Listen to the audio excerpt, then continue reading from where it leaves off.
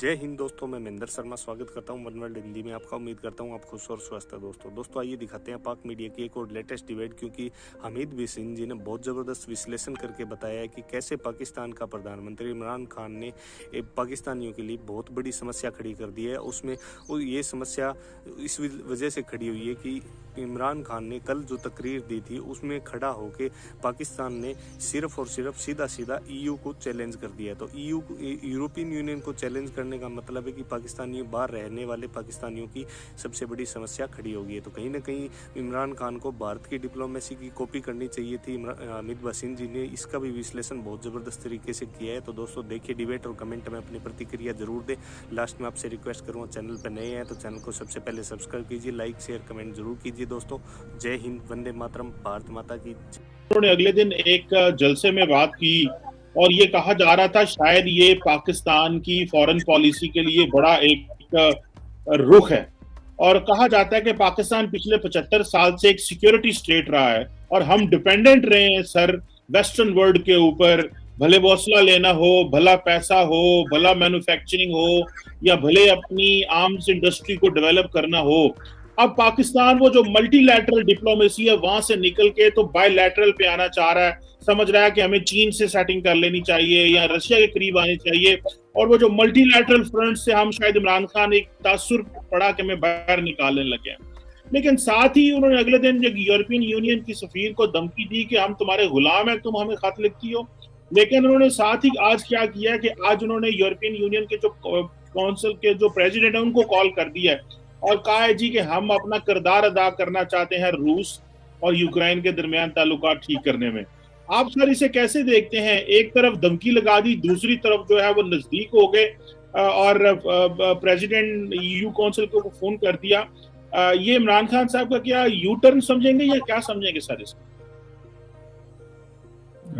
देखें जी, ये तो बहरहाल जो लोग इस बात की बारीकी को समझते हैं उनके लिए तो ये बड़ा शॉकिंग किस्म का पोस्चर है। जिस तरह का पोस्चर उन्होंने इख्तियार किया, देखें ये इंटरनेशनली जो डिप्लोमेटिक नॉर्म्स हैं, तरीक़ाकार हैं, उसमें सबसे महज़ब तरीन तरीका ख़त लिखना ही होता है। और ख़त जब लोग लिखते हैं तो वो लिखते हैं your excellency, I am requesting this and this, जो एक तरीक़ाकार है ख़त लिखने का डिप्लोमेटिकली। तो उससे ये तर्जमा निकाल देना कि आपने ख़त क्यों लिखा, हम आपके गुलाम हैं। भाई उन्होंने अपनी जो है वो कम्युनिकेशन की है, चूँकि कम्युनिकेशन का और ग़ुलामी का आपस में क्या ताल्लुक़ है। या तो उन्होंने आपको हुक्म दिया हो तो पूरी बात बताएं कि अगर आप ख़त का पूरा जो है वो कंटेंट उसको डिस्क्लोज़ नहीं कर रहे तो उन्होंने आपको कहा हो कि हम आपको वार्न करते हैं या कहते हैं कि ये करें, तो उस तरह का जवाब हो तो हो। लेकिन ख़त लिखना जो है, आप जहाँ कहीं भी ज़ाहिर है इन रोड्स बनाते हैं डिप्लोमेटिक हलकों में, तो आप फ़ोन करते हैं या ख़त लिखते हैं और अपनी बात सामने रखते हैं कि जी हमारा ये ख्याल है और आप हमारी मदद करें, सपोर्ट करें या हमारे फेवर में जो है वो बात करें। अब इसके जवाब में ये कहना कि आपने ख़त क्यों लिखा, हम आपके गुलाम हैं, ये बहुत ही डीजेनरेटेड किस्म की मेंटालिटी का जवाब हो सकता है। ये किसी पॉलिटिशियन का या कोई हाई कैलिबर की कोई ऑफिशियल जो मुल्क को रिप्रेजेंट कर रहा है, मैं नहीं समझता कि उसके अल्फाज इस तरह हो सकते हैं। ये बहुत अनडिप्लोमेटिक है और बहुत ज़्यादा, बल्कि अनएथिकल मैं कहूँगा। यानी इसका मतलब ये है कि आपसे कोई बात ही ना करे। पहले आधा वेस्ट तो आपसे बात कर ही नहीं रहा है। पहली बात तो ये है कि मसलन यूनाइटेड स्टेट ऑफ अमेरिका जो कि मेन पिलर है वेस्टर्न दुनिया की डिप्लोमेटिक जो मूव्स हैं, उसने तो क्लियरली आपको जवाब दिया हुआ है कि हम आपसे बात ही नहीं करते सिरे से। तो ऊपर से अगर यूरोपियन यूनियन जो है वो अगर आपको एक ख़त लिखती है और अपनी एक मारूज़ात पेश करते हैं जो भी उनकी हैं, गलत भी हो सकती हैं, ज़रूरी नहीं कि आपसे पूछ के पेश करें कि आपकी पॉलिसी क्या होनी चाहिए। ज़ाहिर है उन्होंने अपनी ख्वाहिशात का इज़हार किया। तो ये नखरे वो आदमी दिखाए जिसके कोई पाँव जो है वो ज़मीन पे हो। आप मुझे ये बताएं कि पाकिस्तान को आज अगर यूरोपियन यूनियन जो है वो जवाब दे दे सिर्फ तिजारत के लिए, और छोड़ें ये जो डिप्लोमेटिक, ये जो आपका ट्रेड एक्सचेंज है और ये जो कुछ मदद वगैरह आप ले रहे हैं मुख्तलिफ चीज़ों में, साइंस है, टेक्नोलॉजी है और शोबे हैं, तो पाकिस्तान कहाँ खड़ा होगा? पहले इसे अमेरिका की तरफ से ज़ाहिर फारग है अगर यूरोपियन यूनियन से भी फारग हो जाता है तो चीन के साथ आपकी तिजारत कितनी है या रूस के साथ आपकी तिजारत कितनी है। तो ये कहते हैं अपने पाँव में खुद कुल्हाड़े मारना। और ये जो पब्लिक कंजम्पशन के लिए वो जहाँ खिताब कर रहे थे, वहाँ कोई वोटरों का कोई मसला हुआ होगा, कोई बिहाड़ी में या गुस्से में हुए होंगे, तो उन्होंने एक ऐसी बात कर दी जो बहुत ही ज्यादा मैं समझता हूँ कि इम्प्रॉपर है। और इसका जो है वो कतन किसी भी जगह पे किसी सफारती सतह पे इसके लिए नो रूम एट ऑल, क्योंकि ये बुनियादी तौर पे बड़ी इंसल्टिंग है कि आप किसी भी जो है वो सफारतकार की कोई भी अर्ज है, मारूजात है, कोई उसकी कोई प्ली है, कोई चीज़ है, तो उसको आप प्रॉपर जवाब देना पड़ता है कि आपका ख़त हमें मिला है और ये मंदरजात हैं जिनसे हम मुतफिक नहीं हैं या कोई बात होती है। तो ये बात जो है ये मैं समझता हूँ कि अब जो है वो बहुत ज़्यादा वो जो घबराहट का अमल था ना, कि घबराना नहीं है, वो घबराहट का हमला अब उन पे शुरू हो गया है और वो बहुत ज़्यादा घबरा गए हैं। एक तरफ ये जो कुछ हो रहा है, जो वोट ऑफ नो कॉन्फिडेंस की चीज़ें चल रही हैं, दूसरी तरफ जो इंटरनेशनली पाकिस्तान आइसोलेशन की तरफ जा रहा है इनकी हरकत और सकनात की वजह से, और ऊपर से इनके इस तरह के जो जवाबात हैं एक सीरियस किस्म की रिक्वेस्ट के जवाब में, वो मैं समझता हूँ कि ये जो है वो उनके जहन में ये हुआ होगा कि इससे जो है वो हमारे वोटर बड़े खुश होंगे कि जी हमारे प्राइम मिनिस्टर साहब बड़े दिलेर आदमी हैं जी, किसी को बात ही नहीं करने देते। तो हालांकि जाहिर है कि ये बुनियादी तौर पे दिलेरी के बुनियादी उसूलों के ख़िलाफ़ है कि आप किसी के साथ इस तरीके से बदतमीज़ी से बात करें और आपका लहजा जो है अनडिप्लोमेटिक हो। और तीसरा जो उन्होंने इसको जोड़ा कि मैंने उनसे पूछा कि उनको कहा कि जी आपने इंडिया को खत नहीं लिखा। भाई इंडिया को खत लिखने का इस बात से क्या ताल्लुक? वो इंडिया के खत का तब बनता है कि उन्होंने आपको खत लिखा हो कि जनाब प्राइम मिनिस्टर साहब आप पाकिस्तान में ह्यूमन राइट्स वायलेशंस में इन्वॉल्व हैं, जो कि वो हैं। अगर देखा जाए तो गुज़श्ता 3 साल से ये जितनी मैनेवरिंग हुई है, जितने इदारे यूज़ हो गए हैं पॉलिटिशियंस के ख़िलाफ़, ह्यूमन राइट्स एक्टिविस्ट के ख़िलाफ़, मीडिया के ख़िलाफ़, मीडिया के इदारों के ख़िलाफ़, ह्यूमन राइट्स ऑर्गेनाइजेशंस के ख़िलाफ़, ये एक बहुत बड़ा असाल्ट है ह्यूमन राइट्स और सिविल लिबर्टीज़ पे पाकिस्तान में। इस पे अगर वो खत लिखते कि you are excellency we are concern कि आप इन चीज़ों में इन्वॉल्व हैं, तो वो जवाब में कहते कि आपने इंडिया को क्यों नहीं लिखा जी, तो फिर भी कोई बात दूर घुमा के कहीं से मुमकिन मिल जाती।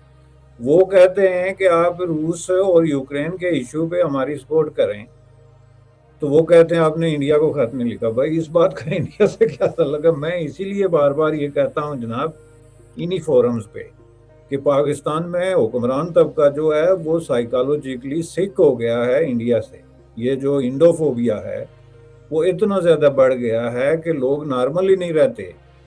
अब आप मुझे ये बताएं कि इसका इंडिया से क्या ताल्लुक है? भाई आप रूस की सपोर्ट करें या रूस की मुखालफत करें, आपका एक डिप्लोमेटिक अप्रोच है और उसमें उन्होंने अपनी एक अप्रोच आपके सामने रखी है कि आप हमारी ये रेजोल्यूशन को सपोर्ट करें, तो उसमें इंडिया कहाँ से आ गया या उसमें कश्मीर कहाँ से आ गया? अब ये होती है ना जो अननेसेसरी किस्म की हमदर्दी कि आप हर चीज में जाके कश्मीरियों से हमदर्दी जताने के चक्कर में उनका सत्यानाश है कि बेसिकली जो पाकिस्तान की जो एलीट है, जो पॉलिटिकल एलीट है, कहा जाता है कि ये सारी बोगस है। मतलब इनके पास इंटेलेक्चुअल सोल्यूशन कोई नहीं है, ये बड़े शॉर्ट टर्म जो फैसले हैं वो करते रहते हैं और ये किसी एक सियासी जमात में नहीं है, ये हर जगह ये पाया जाता है, तो इसलिए हम लॉन्ग टर्म की जगह नहीं पहुंच रहे। लेकिन सर एक जो बड़ा पर्टिनेंट क्वेश्चन है वो ये है कि एक तो इमरान खान साहब ने ये ऑफर करा दिया था कि हम रूस और यूक्रेन के दरमियान ताल्लुकात जो है वो ठीक कराना चाहते हैं अगर हमें मौका दिया जाए। लेकिन सर एक बड़ा सेंट्रल क्वेश्चन है वो ये है कि पाकिस्तान की जो फॉरेन पॉलिसी है इमरान खान साहब के टेन्योर में, वो मल्टीलैटरलिज्म से बायलैटरलिज्म की तरफ जा रही है। मतलब ये कि हम एक सिक्योरिटी स्टेट रहे हैं शुरू से 75 साल से, और हम जो है वो मल्टीलैटरल डिप्लोमेसी हो, आपको याद होगा सीटो हो, सेंटो हो, ओआईसी हो, हम यहाँ से चीजें देख रहे थे। अब ना ओआईसी फंक्शन कर रही है, सीटो सेंटो वैसे खत्म हो गए, एससीओ वैसे टूथलेस है, यूएन कुछ कर नहीं सकती। तो अब तो जो सिचुएशन डेवलप होती जा रही है वो पाकिस्तान कॉर्नर हो रहा है हर आइंदा आने वाले दिनों में। तो इस तरह की जो रेवोल्यूशनरी अप्रोच अडॉप्ट करना क्या ये एक फायदेमंद चीज हो सकती है, या हम लोग जब जो कि इतने डिपेंडेंट है वेस्ट के ऊपर इन टर्म्स ऑफ रेमिटेंस, तो हमारे लिए क्या मसाइल इसमें पैदा हो सकते हैं अगर हमने ये मल्टीलैटरल से बाईलैटरल पे जाना है? हमने सिर्फ चीन को चुन लिया है, हम अगर सिर्फ रूस को चुनते हैं, हम वो जैसे इंडिया क्वाड में चला गया है, हम तो नहीं इस तरह के किसी फोरम का आइंदा 21st सेंचुरी में हिस्सा, तो हम आइसोलेशन की तरफ जा रहे हैं अगर ग्लोबली हम मल्टीलैटरल फोरम का हिस्सा नहीं बनते। ऊपर से हम मगरब को, अमेरिका को, यूरोप को तड़ियां भी लगाते हैं और कहते हैं जनाब असी तुहानू वेख लांगे, और जो सारे इमरान खान साहब के मुशीर हैं वो सारा टाइम एक ही बात कर रहे हैं जनाब के ये होता है लीडर, देखें खड़ा हो गया, अपने पाँव पे खड़ा है, बाकियों की तरह लेटा नहीं है, ये सच बोलता है, इसका पैसा बाहर नहीं है, ये पॉपुलिस्ट नारे लगा के तो हमारे लिए मिसाइल पैदा होंगे। और काइंडली ये जो हम लोग मल्टीलैटरल से बायलैटरल और जो ग्लोबल हमारे लिए ऑप्शंस कम हो रही हैं, और इमरान खान साहब जो बार बार वेस्ट को टारगेट कर रहे हैं इस पैराए में, और फिर हम सिक्योरिटी स्टेट भी हैं, तो ये एक बड़ी कॉम्प्लेक्स की सिचुएशन में हम सब। नहीं, आप इसको जो है ना, वो जो मल्टीलैटरल कह रहे हैं ना, तो आप तो इसको आइडियलाइज कर रहे हैं। मैं नहीं समझता कि पाकिस्तान का कभी पॉलिसी मल्टीलैटरल रही है। चूंकि पाकिस्तान का जो झुकाव था, बल्कि डिपेंडेंसी थी, वो यूनाइटेड स्टेट ऑफ अमेरिका पे रही है कोल्ड वार के दौरान, विच वाज यूनिलैटरल। और वो यूनिलैटरल भी मैं ये कहूँगा कि आंखों पे पट्टी चढ़ा के, क्योंकि वो एक ऐसा दौर था कि उसमें पाकिस्तान जैसे स्ट्रेटेजिकली लोकेटेड जो मुल्क थे इंपॉर्टेंट प्लेसेस पे, उन्होंने बेतहाशा फ़ायदे उठाए दोनों ब्लॉकों की तरफ से, जो है वो सर्द जंग के दौरान सोवियत यूनियन से भी और यूनाइटेड स्टेट ऑफ अमेरिका से। उसमें आप इंडिया की मिसाल दें कि इंडिया ने जो है इतना स्मार्टली प्ले किया कोल्ड वार के दौरान कि उन्होंने नॉन अलाइन मूवमेंट को भी ऐड किया और अपनी एक बाकायदा स्पेस क्रिएट की इंटरनेशनल एरिना में as a non align country. Soviet Union के साथ सबसे करीब तरीन स्ट्रेटेजिक ताल्लुकात बनाए, उनसे असला लिया, उनसे टेक्नोलॉजी ली, उनसे जो है वो मिलिटरी नो हो, और इस तरह के सारे जो चीज़ें करके अपने पाँव पे खड़े हुए अपनी इंडस्ट्री को डेवलप किया। और उसी तरह पाकिस्तान की तरह अमेरिका से मिलिटरी इमदाद भी ली और पैसे भी लिए, जबकि पाकिस्तान जो स्ट्रेटेजिकली उससे भी ज़्यादा इम्पोर्टेंट जगह पे जो है वो नॉर्थ में जो इम्पोर्टेंट नुक्ता है उस पे था।